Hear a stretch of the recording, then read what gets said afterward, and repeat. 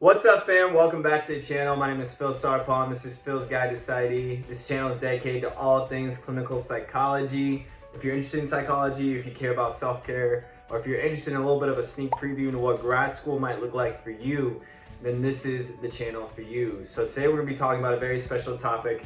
We're going to be talking about how to craft a CV for grad school. So if you are looking into applying for grad school, whether that's clinical psychology, PhD, PsyD, could be counseling psychology, or even a master's level in psychology, you're gonna wanna take a look into this video.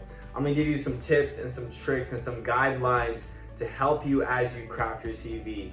Now guys, I'm gonna be honest, I did not know some of these guidelines when I applied to clinical psychology school. And actually, I made a lot of mistakes in my own clinical psychology application. So hopefully with these tips and tricks and guidelines, you'll be able to prevent making the same mistakes that I made when I applied to grad school. So with that, let's go ahead and jump into the video.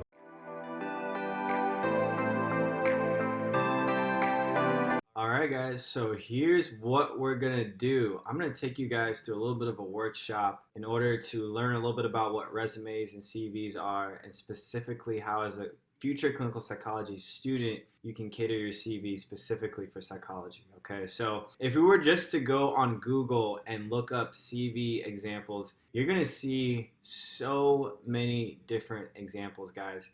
The reason that I have this tab open is because a lot of these aren't necessarily the greatest CVs. So you do have to be careful when you search online for Google CVs, because you may not find the right CV. Now, for graduate students, specifically if you're applying to clinical psychology school, you're going to want a CV that looks a certain way. The reason that I know this is because in my graduate program, we went through a little bit of a CV workshop. This was one of the things that faculty members mentioned. This is one of the things that upper years in the third and fourth years also mentioned as well. So I'm not just going to help you craft a CV. I'm going to help you craft a CV that is specific for clinical psychology, okay? So you're gonna know that clinical psychology CVs are gonna be a little bit different than, for example, someone applying to an MBA or something else, okay?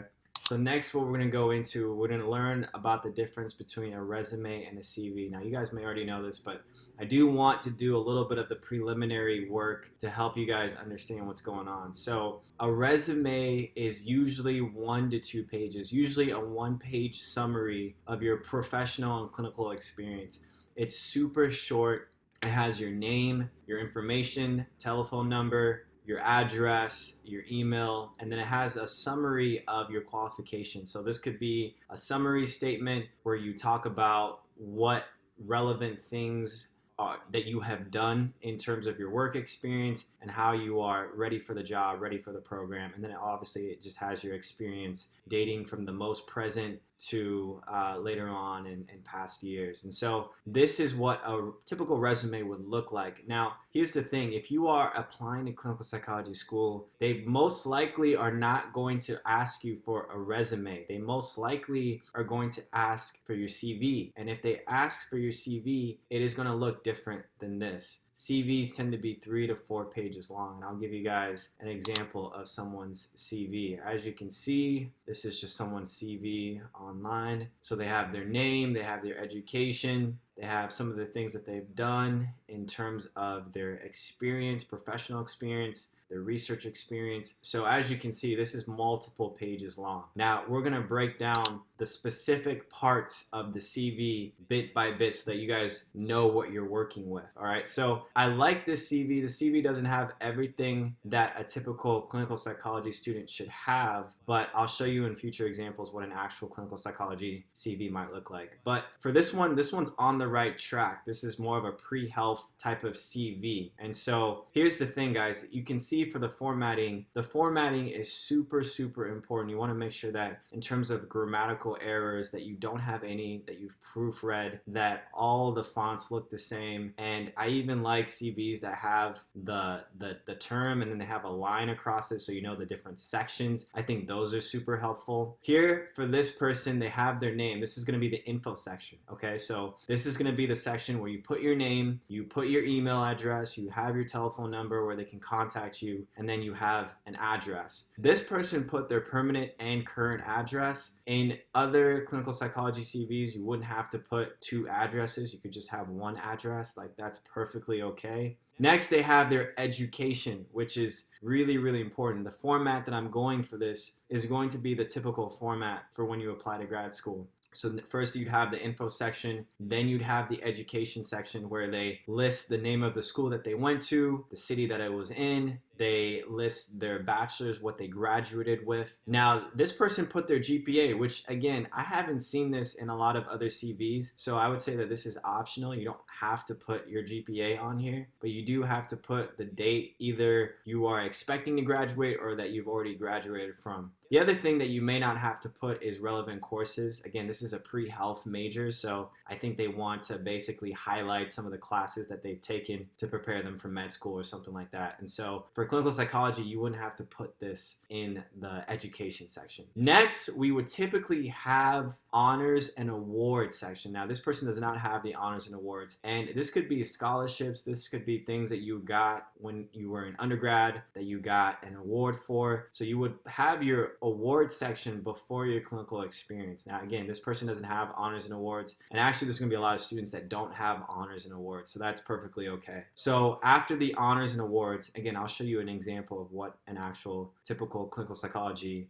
CV might look like. After the honors and awards, then you would go into your clinical experience. So just like this person has, they have the place, the name of the place that they worked at, they have the title that they had, and then they have bullet points, right? So not complete sentences, not sentences that have a period at the end. They have just bullet points of the things that they did, and they are also still going from present to past in terms of their clinical experience. For clinical psychology, because you are applying to psychology schools, you're going to want to put your clinical experience first before your professional experience. You want to highlight this area before you highlight your professional experience. So that is definitely going to be really, really important to put your clinical experience first, then have your professional experience. After that, you can have your research experience. It's going to be the same format, the location, your title, the things that you did, when it was at. Now this person has shadowing experience, which isn't going to be relevant for clinical psychology because they don't require shadowing experience hours. And so, for example, these guys put their shadowing experience, but typically you would have presentations. And so presentations would look something like if you've done a presentation before, or even you can add publications in there. Again, most students that apply to these psychology graduate schools aren't going to have, if any, publications, maybe no presentations. I didn't have any presentation or publication experience, and so that's okay. You wouldn't have to put that in that section. But then after that, you would go into volunteer, you'd go into extracurricular activities, you'd go into certifications and things like that. Okay, so I have this tab here to show this person. I just like the format of their CV. I think it's very clear cut. I think it's easy to read, and I think they have most of what you would have for a clinical psychology graduate application. Okay, so these are some examples of the things that you guys didn't see. So honors and awards, this was the thing that I would put if you do have that section. So they have where they got the award and then the date. The other thing that you guys didn't see were the publications. So if you do have relevant publication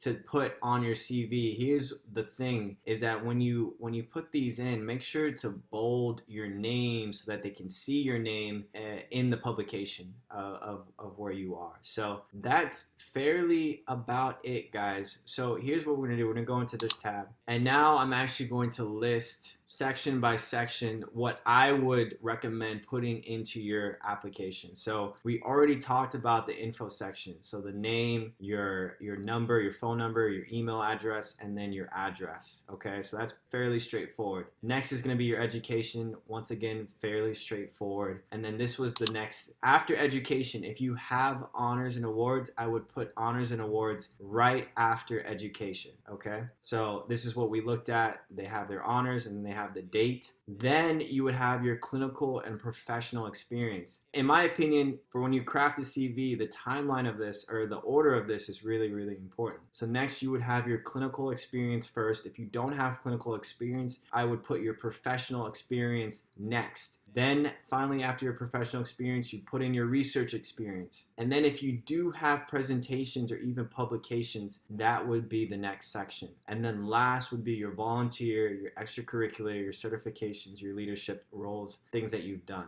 okay? So that's the format, guys. That's what I would do if I was crafting a CV. I would include my info, my education, honors and awards, clinical and professional experience, research experience, presentations, and volunteer. I say all of this because it's really hard to Google and find relevant examples of this. It's actually really difficult to find specifically for clinical psychology. So that's why I wanted to make this video, so that for those that are applying to PsyD or PhD programs, you can see the typical format that schools are expecting, that you can even kind of make yourself look known a little bit more in that regard, okay? So the overall key things that I have, you want your CV to tell a story. You want it to capture the essence of who you are. Some of you have asked me about color, if your CV can be different colors. I would not recommend color. I would advise for just black and white. I think black and white, I mean, it's basic, but it's safe.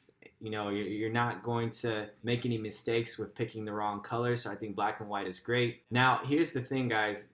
I told you guys that a resume and a CV are different things. You want to be careful and pay attention to what the school that you're applying to is asking you. Are they asking you for a resume, or are they asking you for a CV? Because if they ask you for a CV, it's going to be multiple pages. If they ask you for a resume, it's going to be 1 or 2 pages. The other thing about resumes, if we go back over here, the resume has sort of a summary of qualifications. There's other resumes that list off like skills, like, oh, you're a fast learner, you're a good communicator. There's other resumes that have that as well. So that's only going to be for the resume section. You're not going to put that stuff into your CV, okay? So just keep that in mind, that when you're crafting a resume and a CV, it is going to look similar, but they are going to be different things, okay? So for CV, you're not going to have a summary, and you're not going to have a section where you list off a number of skills that you have. That just doesn't necessarily look that professional for these graduate programs. And then the last thing, guys, is that absolutely have someone read over your CV to make sure that it looks good. Make sure there aren't any grammatical errors, spelling. You really want to proofread, because they do pick you off on that. If they see any type of grammatical error, it's not going to look good for your application. So definitely have multiple people, whether they're professors or faculty members or people that you trust that are in different professions, to read over your CV and make sure that it looks professional, make sure that it looks good. All right. So I know that was a lot, guys, but again, I just wanted to share. There's a lot of examples on Google, and so I wanted to make sure that I was directing you guys in the right direction. Keep in mind what a resume looks like. Keep in mind what a CV looks like. Honestly, this is going to be your bread and butter. If you have these sections, the info, the education, honors and awards, the clinical and professional experience, the research experience, the presentations, and then lastly the volunteer, you're going to be good to go. You can ask different faculty members what their opinions are, but from what I've gathered from my research and even my CV and other people's CVs in my cohorts, as well as in other different graduate programs, this is the bread and butter. So hopefully that helps. Again, good luck on your application process for this year. If you guys have any questions, definitely put it down in the comment section below. All right, guys, so those were the tips and tricks for crafting a CV. Hopefully you guys enjoyed that. Give this video a thumbs up if you did. If you have any questions, put it down in the comment section below. But with that, hopefully this helped. I will see you guys in the next video.